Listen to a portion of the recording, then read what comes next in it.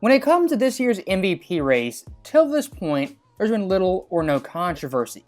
As for 80% of the year, Nikola Jokic has been in first place on nearly every ranking by every website. Now, on YouTube recently, I saw Jimmy Highroller, who's kind of the pinnacle of NBA YouTube, argue Luka Doncic is actually the MVP and debatably the best player in the world. Now, seeing this video, of course Jimmy, his editing, always on point. But I thought the arguments he made were severely flawed. On the NBA's last weekly recap of the race, it seems they've taken a strong stance on his chances of winning the award up to this point. Sorry Mavs fans, but the standings matter. We understand he scored 25 plus points in 9 straight games. But flashy highlights and massive numbers aside, Doncic needs to lift Dallas out of play-in tournament territory to climb near the top of this list. But that isn't true, is it? In fact, I know it's not, because other players have won just as many games as Luka is winning this season, with worse numbers and less individual dominance, and they still went on to win the MVP. So, stopping it right there, when it comes to Luka Doncic in 2024, a couple things can be true. Individually, having a dominant season, one of the best offensive years of all time. Also, Luka being ranked 5th in the MVP race behind Tatum is severely underrating him. And last but not least, Luka's team being the 8th seed is a big-time flaw in his case to an MVP. And looking at just recent history, the last 20 MVPs, seeding and ranking your conference matters immensely. Out of the last 20 winners of this award, 13 to 20 had a top seed in their conference, 18 to 20 had a top 3 seed, and only 2 of the winners weren't a top 5 seed. That being Russ in 2017 and Jokic in 2022. Now, when looking at Russ and Jokic, those guys are the exception to the overall rule. And when it comes to their individual seasons, both those years were highly special because of a couple of reasons. First off, looking at Russ in 2017, his team winning 47 games in that year's West, very, very impressive. Look at his supporting cast. Victor Oladipo, his best offensive teammate. Beyond that, had Enes Kanter, Steven Adams, and Taj Gibson as his best offensive teammates. And insult to injury, Andre Robertson, who couldn't put a beach ball in the ocean. And of course, Russ in 2017 averaged 30, 10, and 10 and over 40 triple-doubles for the first time in over 50 years. That year historically, one of the best years of all time. Now, looking at Jokic in 2022, a very similar concept for him winning MVP. As looking at Jokic's roster, Aaron Gordon, just like Oladipo, a cast-off from Orlando, was his best scoring option on offense. And besides Gordon, had Will Barton, Monte Morris, and Bones Highland. 3 guys who are primarily offensive players and defensively don't give you much. Now, unlike Russ, Jokic in 2022, his team had severe injuries, as Jamal Murray missed the entire year and MPJ played 9 total games. My overall point being, Russ in 2017, Jokic in 2022, they are outliers to the overall rule of winning MVP, and why they won it is both their rosters were severely diminished with no all-star talent. 41.8. This is the number you get if you combine the average points, rebounds, and assists per game of every MVP winner over the last 30 years. This season, Luka is averaging 53.2 combined points, rebounds, and assists, the highest combined total since Kareem over 50 years ago in 1972. And putting up numbers like this usually results in winning games and winning an MVP. Most of the players near the top of this list have earned the award for their efforts. Kareem missed out on the award in 1973, but he already won back-to-back MVPs in the previous 2 seasons. James Harden came in second in 2019, but he already won the award in the previous season as well. Luka, on the other hand, seems to be suffering from a rare case of voter fatigue before winning any awards. So, stopping it right there, this overall graphic I find highly misleading. As when it comes to this graphic, what Jimmy's saying is that Luka's overall stats make us all fatigued and numb to them. But here's the thing, Luka last year putting up great stats, that was on a team that won 38 games. What Luka's actually suffering from is not winning enough games to be the MVP frontrunner. as of course his individual stats are fantastic, but much like 2023 Dallas, in the bottom half of the Western Conference, flirting with a planned tournament berth. And I do find it quite deceptive to compare Luka the past 2 years, when he didn't win MVP, to guys in the past 30 years who did win the award. And why I find that deceptive, first off, stats today are totally inflated, and number two, team success isn't factored in at all. For example, look at the 2010s, the MVP winners, and their stats ranked from highest to lowest. At the bottom, Steph Curry and Derrick Rose, 2015 and 2011. Now, just looking at purely stats, Trae Young in 2020, points, rebounds, and assists, averaged 43.2 per game. Trae's Hawks team that year didn't even come close to making the postseason. And numbers nowadays are so juiced, so inflated. Someone like De'Aaron Fox, Tyrese Halliburton, who are on a 7th seed and a 6th seed, comparing them to someone like Curry and Steph from only a decade ago, their raw numbers are much more impressive. And to the average viewer who doesn't understand eras and stats with context, you'd say Fox and Halliburton were actually better players. And Luka has gotten better every single season. So maybe he's just not winning enough games. The unwritten rule about the MVP award has always been that you not only need to be great, but your team needs to be great. But this isn't always the case. In fact, recently, it's hardly the case, and voters have not shied away from rewarding exceptional seasons, even if it didn't result in overall team success. In 1987, after just over 2 seasons in the league, Michael Jordan finished second in MVP voting ahead of generational talents and vets of the 80s, despite closing the season with a record below 500 and finishing the season on a stretch of 15 losses in 23 games. He was young, he was unproven, and yet voters were still so enamored by his individual dominance that they just looked past the lack of team success. So, stopping it right there, Jimmy at the very end said voters back in the 80s, 1987, quote, overlooked Jordan's lack of team success. Now, to a certain extent, they did. But still, even back then, they realized a guy winning 40 games doesn't deserve MVP. And someone like Magic, despite having worse overall numbers, his Lakers team winning 65 games warrants him being the MVP. And looking at the voting that year, I mean, not particularly close. Magic, 65 votes, a possible 78 first place votes. The 87 race, in my view, actually validates the notion team success matters a heck of a lot for the MVP. And looking at the very next year, what happened in 1988? Michael Jordan won the MVP. Now, Jordan's overall numbers, you could argue, took a little bit of a dip, but what increased was the team's win total from 40 to 50. And because of that win increase, Jordan's team getting drastically better.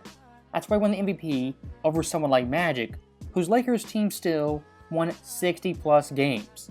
One argument you can make for this season is the fact that it happened nearly 40 years ago in a league where numbers like this were unheard of. But a similar case of crazy numbers and individual performance outweighing overall team performance just happened again a couple seasons ago. In 2022, Nikola Jokic won the league MVP after finishing the season with just 48 wins and the 6th seed in the West. His numbers were incredible, and his advanced metrics were even better. In fact, he was so good that the lackluster 48-win total was a bit of an afterthought for many voters. The only thing is, this season, the Mavericks are on pace to winning 48 games as well. And as loaded as Jokic's stat line was in that 2022 MVP campaign, Luka's numbers are just about as good this season. Now, stopping it right here, when it comes to Jimmy's stat comparisons, usually very on point, very precise, which makes it hard to believe how he forgot a big time point of Jokic in 2022. That's that Jamal Murray missed the entire year, and MPJ only played in 9 total games. And I'm not saying Luka this year has a dream team, some stacked squad, but I mean alongside him, you got Kyrie Irving, a guy who's 25 points per game, hits left-handed game winners. And if you want to talk overall impact on both ends of the court, who's actually the MVP, the most valuable player, that still is Nikola Jokic by a long shot. As looking at Denver with Jokic on the court, their offensive rating is 123.9. That offensive rating is the best of all time. Now, Jokic off the court dropped by 15 points to 108.2. That overall rating in the current NBA would be second to last. Now, looking at Luka when he's on the court, the Mavs offensive rating 120.9, the second best all time. But here's the thing, Luka off the court, Dallas' offensive rating is 114.7. So yes, it does drop, but it drops to the 18th best offense in the league, not the worst. When you're comparing two offensive savants, of course their impact is going to be insane off the charts. But looking at Jokic, his overall offensive value, just value in general, is ahead of anyone in the league, including Luka. But I think the most glaring case of a player winning over voters with a historic individual season was back in 2017, when Russell Westbrook lit the whole league on fire for 81 games and averaged a 30-point triple-double for an entire season. This was just 7 years ago, and it's already easy to forget just how inconceivable this was at the time. There is not a person on earth who thought a player could average a triple-double for an entire season. So when Westbrook pulled it off, the MVP award had his name on it, and rightfully so. But the Thunder finished with the 6th seed and just 47 wins. In fact, James Harden and Kawhi Leonard both had strong cases to be the most valuable player in the league that season. So again, what has changed between then and now? So stopping it right there, comparing 2017 Russ to 2024 Luka, the overall teammate help those guys had, it's apples to oranges. Luka in 2024, his supporting cast, far superior to Russ in 2017, and despite that, still a lower seed. Now, going further than that, looking at the 2017 NBA, averaging 30 points per game still back then was highly impressive and the best in the world. As for that year, only one player, that being Russ, averaged above 30 points. 13 players averaged 25 points, and 31 at 20. Now in a short time period, only 7 years, the scoring offensive boom has just reached unparalleled levels. As now in 2024, there are 4 players averaging 30 plus points, 18 averaging 25, and a whopping 50 averaging 20. And the league's overall scoring average has gone from 105.6 to now 114.6. An overall increase by 9 points per game.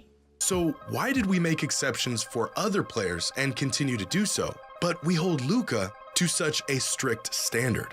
If the Mavs went on a nice stretch of wins to close out the season and finished with, let's say, 53 wins instead of 48, finished with the 4th seed instead of the 6th, would that really help Luka's case? The Mavs could have an easy schedule to close out the season. Kyrie could go on a tear. The team could get into a rhythm and earn a higher seed, and Luka could be playing at the same level he did all season. But since they're winning more games, none of which had anything to do with Luka playing better, he would miraculously have a better case for the MVP? So look, Jimmy right here being a little sarcastic, kind of posing the question, does 5 wins really matter that much? And look, I'm here to tell you, yes, it does. And why it matters so much, the guys he's competing against, Jokic, the 1st seed in the West, SGA, the 2nd seed, and Giannis, also the 2nd seed. If Luka right now was the 4th seed, even the 5th seed, I mean, it'd be a real debate of who's the MVP. But unfortunately for him, his team is the 8th seed. And as a voter, I mean, just off principle, giving the MVP to an 8th seed is a bridge too far. But it's still a bit odd that there is so much weight put into some factors when considering who the most valuable player in the league is. And the season Luka is having in particular is shining a massive light on this irrational way of going about this. Is Jason Tatum more valuable than Luka this season? You could make the argument, and I'm sure there's a lot of people who would, including the NBA's MVP leaderboard. And yet, Luka has been more valuable this season according to virtually every single metric other than win totals.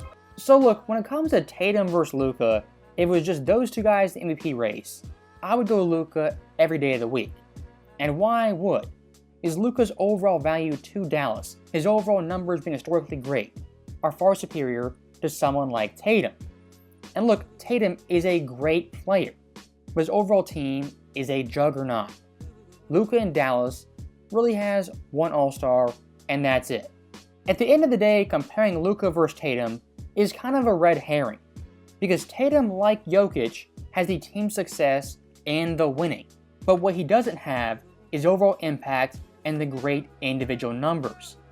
So this comparison, Tatum versus Luka, framing the argument as those two players, largely irrelevant. Jason Tatum has missed 5 games this season, and in those games, the Celtics have outscored their opponents by 77 points. This season, Luka has missed 8 games, and in those games, the Mavericks have been outscored by 47 points. When Jason Tatum isn't on the court, the Celtics are plus 10.1 points per 100 possessions this season. When Luka isn't on the court, the Mavericks are minus 2.8 points per 100 possessions this season. When Tatum isn't on the court, the Celtics are still really good. When Luka isn't on the court, the Mavericks are terrible. So look, stopping it right here, I understand what he's trying to prove is that team success is overvalued and Luka's overall impact, he's very, very impactful. And look, Luka versus Tatum, it's 100% true. But what Jimmy doesn't do is compare Luka versus Jokic and their overall value. And why he doesn't do that? It's quite simple. Because Jokic blows him out of the water. Denver without Jokic on offense is a minus 15.7 per 100. On defense, minus 4.0. Now looking at Luka on the offensive end, minus 6.2. On defense, shockingly, plus 0.1. Like I said earlier, the Tatum vs. Luka comparison is a red herring and irrelevant to the MVP in 2024. Because of course Tatum isn't in that discussion. It feels a bit surreal that we live in a time where a player like Luka Doncic exists with numbers like these, and the MVP award isn't already boxed up and on the way to his house as we speak. And this realization is less about Luka and more about the big picture of the league right now. It's hard for me to wrap my mind around how much things have changed, and even harder to grasp how quickly they have changed. How can he be this good and still be trailing behind multiple other players? Now look, that right there is the last clip, and I think in that last clip Jimmy kind of undercut a lot of his points. As what he's implying, just really downright saying, is the NBA nowadays, the stats are just juiced to the moon. And what that undercuts is his previous points, comparing Luka to past winners of the MVP 20, 25, even 30 years ago. And look, I'm sorry for wasting your guys' time, but this entire video comes down to one thing. A guy who's the 8th seed, I don't care if he averages 45, 50 points per game. You're not winning the MVP as an 8th seed. So, as always, thank you guys for watching. Hope you enjoyed it. I'll see you next time.